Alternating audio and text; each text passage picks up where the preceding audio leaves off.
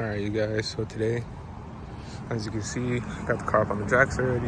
We're going to be doing a limited slip diff install and diff bushings. But yeah, we're going to get right into it. First thing you're going to do is remove the exhaust. We're going to be removing the exhaust from the cat back. And then, like, as you can see on the BK1 subframe, our hole is a little bit bigger compared to what the BK2 sees, or compared to what the BK2 has. I know for the BK2, in order to do this bushing kit that I have, you have to drill out this side to like 1.5 inches or something like that. It's gonna be exhaust first, then sway bar. But as you can see, I don't have a rear sway bar. Alright, so a lot of you are gonna be like a step behind me because I'm not running a rear sway bar or end links, but you would have to take off your end links and your sway bar just to make your life easier. Take everything from the cat back down, and then you also get to hear the car, you know, with no exhaust when you turn it off after you're done doing everything, or turn it on after you're done doing everything.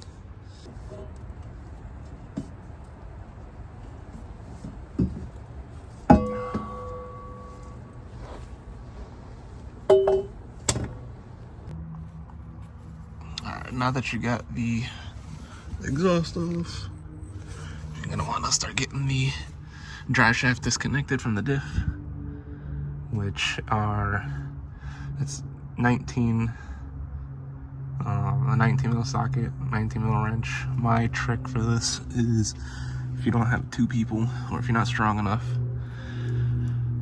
keep the car in neutral, out of gear, put your wrench on another jack, and then, so this is like, I'm facing the back of the car, like looking towards the back. So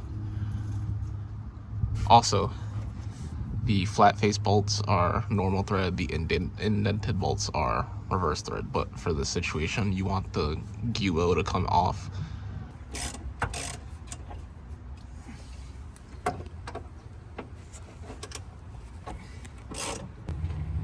Alright, so I couldn't really film me dropping the diff out because it was just so much like wrestling it, and I needed 2 other people's help to get it out.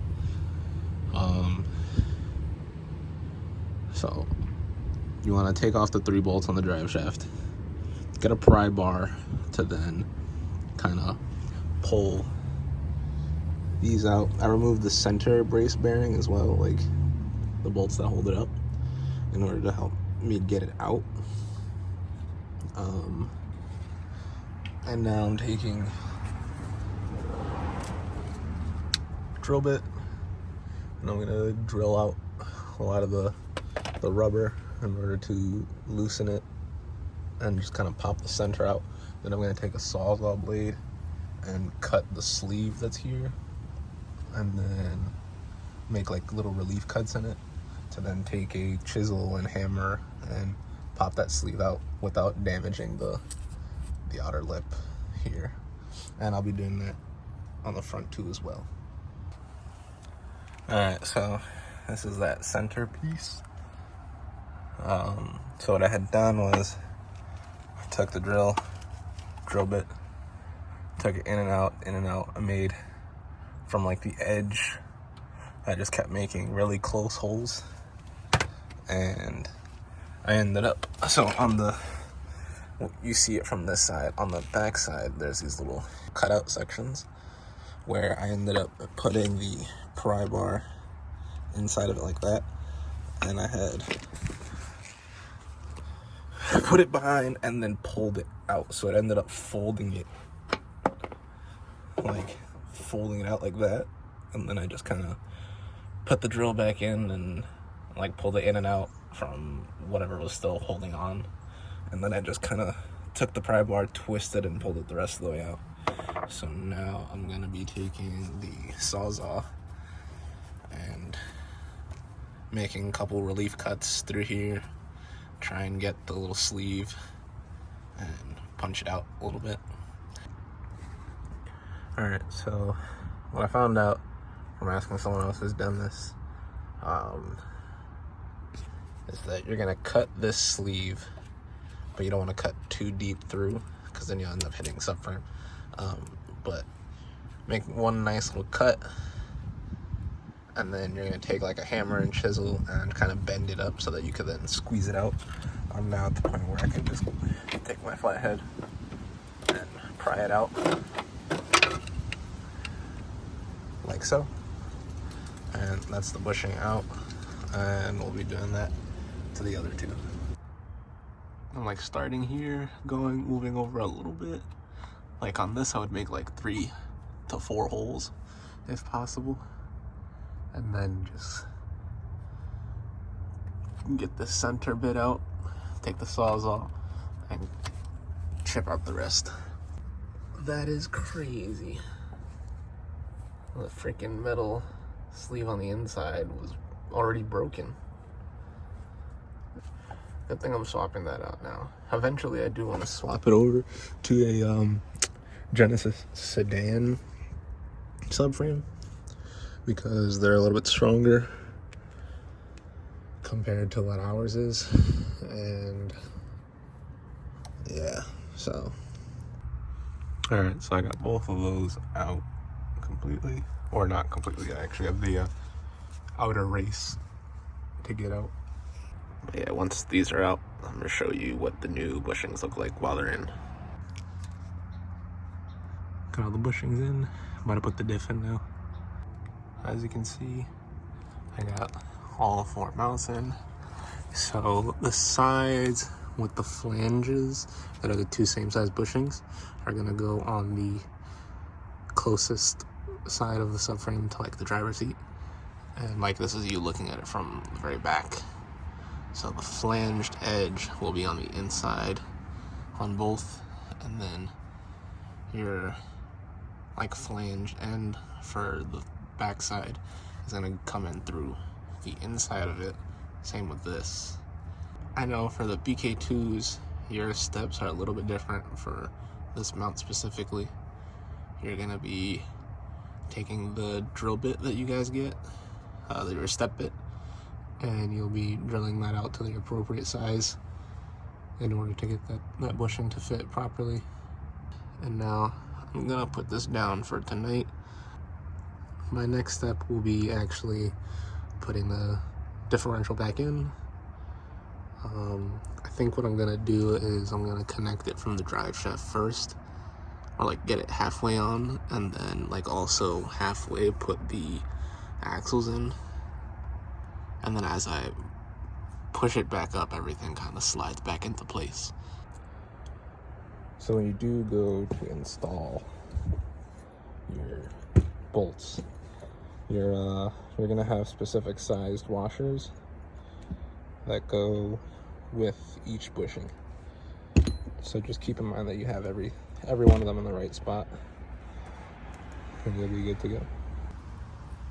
Alright, so right now what you're gonna do is get your diff on a jack or like a transmission jack,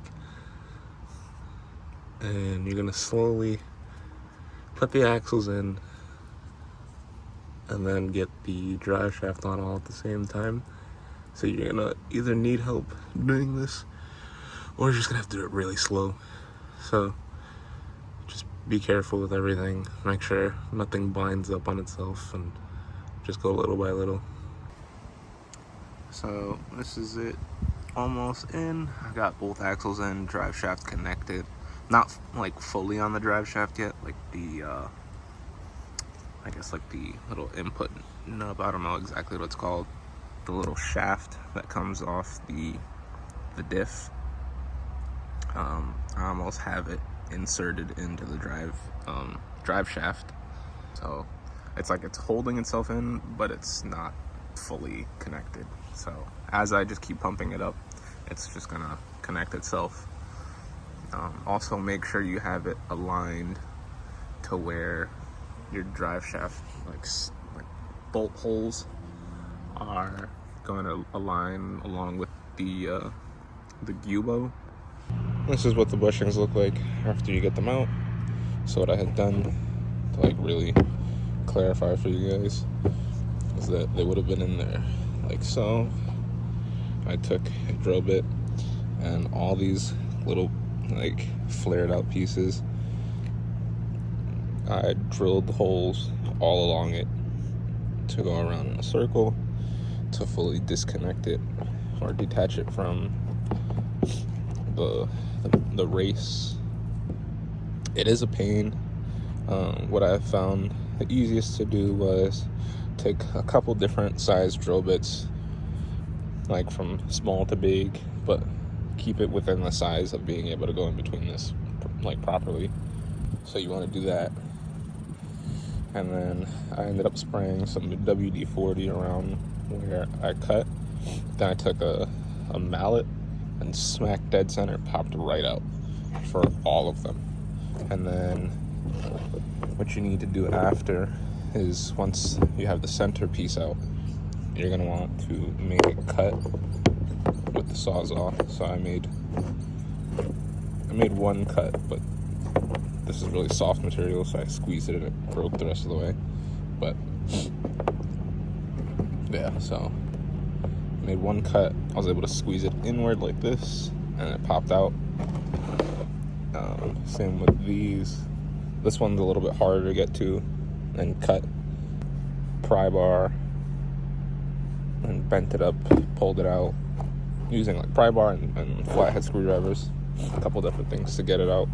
So now back to installing Diff. Alright, so this is how I'm getting them back in. I have the transmission jack holding it up. What I'm actually gonna do, because I'm doing this alone and this is a lot more annoying alone for sure, I'm actually disconnecting the drive shaft completely, because it's actually more in my way than anything. So right now I just have like this bolt started to thread in. This one I'm trying to line up currently, and then the two fronts are gonna be like my biggest struggle, I think, but maybe not, hopefully not. So I'm gonna pick the camera back up once I have everything in pretty much, and then I'll let you know like what torque specs are and everything like that. And make sure you have some like red thread locker too, and a way to mark the bolts when you do get them like done and installed, because you want to make sure that these stay tight, and leaving a mark will allow you to see if it moves or not. So that's something to keep in mind as well.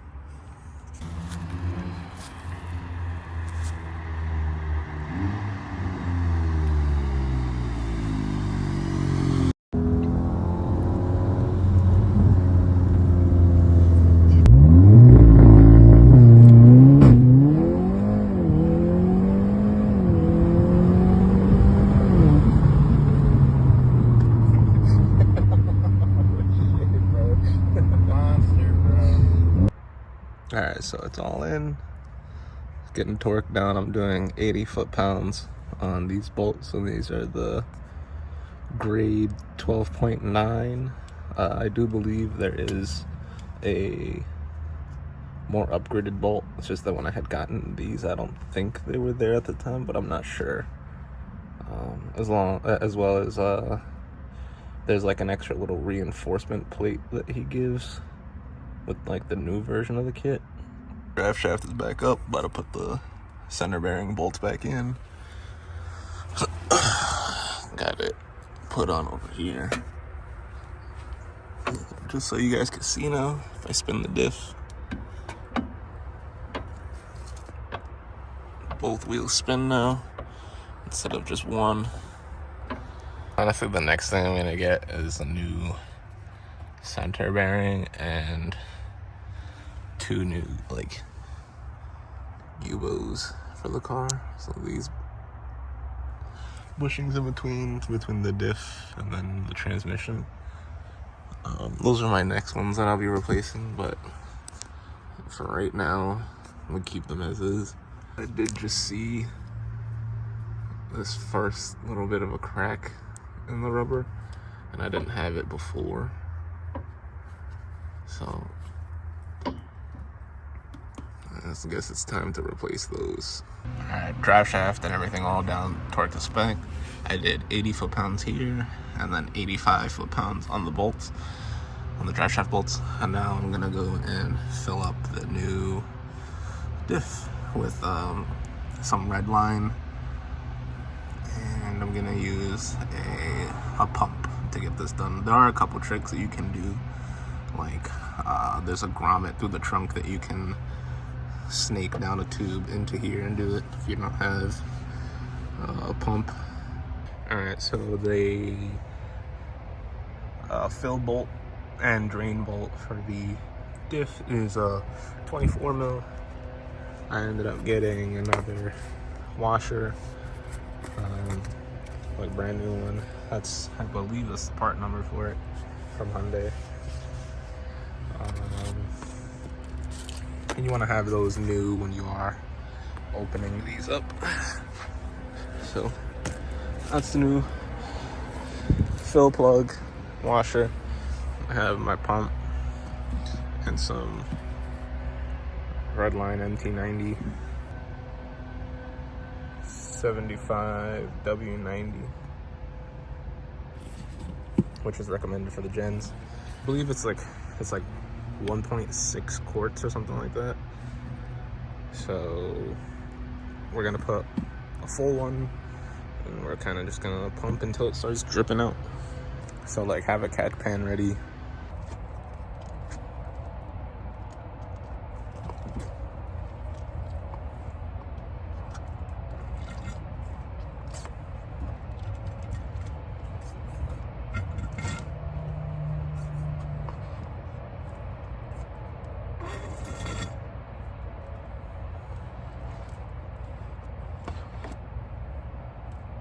Right now the stream is moving a little too much, so I'm gonna still allow it to drain out on itself a little bit more. And as you can see, it's just trickling out like that. It's pretty consistent. That's when you want to put the drain bolt back in, and that's how you know the diff is full.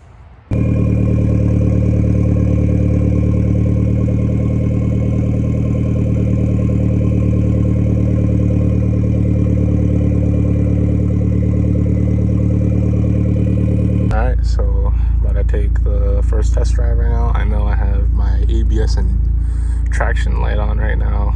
That's actually one of my wheel speed sensors is bad. I do have to fix that, but right now we're just gonna go give it a quick test drive. I'm not gonna record, but I had already felt when I took it off of my wood blocks, it no longer had that drivetrain slapping back and forth like I used to, like off rip. No matter whenever I put my car in reverse, like as soon as I let go of that clutch a little bit, it just slapped back and forth, back and forth, back and forth. So we're gonna take a light drive right now because the Loctite isn't dry yet. It's actually insane. Getting on the gas now, I no longer have that, like it would kind of do one of those before. Now it's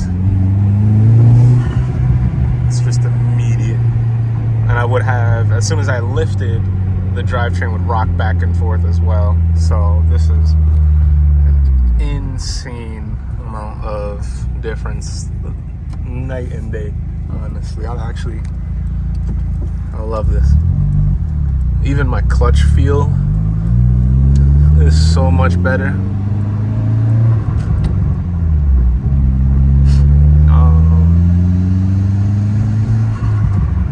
I still have a little bit of play, but that's 1000% because of my engine mounts are terrible. Like, I can shake my whole engine with one finger. That's how bad it is. A lot of people I've heard complain about like NVH when doing these bushings and stuff like that, I honestly can't tell the difference. Like, it does not bother me at all. Damn, this is a nice scrape.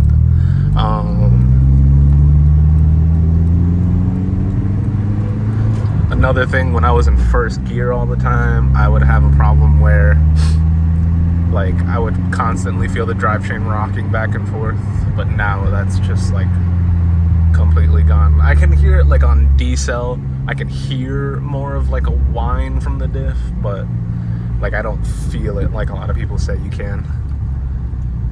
So, honestly, this is a pretty big win for me. This is a great upgrade. Like, before, my car felt like crap while driving it, especially like high RPMs at a low gear, but now it feels great. But yeah, I think tonight was a success. Good install. It did take me a couple days to get it done, but it's definitely worth it. It's definitely something you guys should look into doing if your manual Gennies feel like garbage in the rear. I'm just going to be keeping an eye out on the torque spec. So I guess that's it for this video. I'm going to catch you guys in the next one. Peace.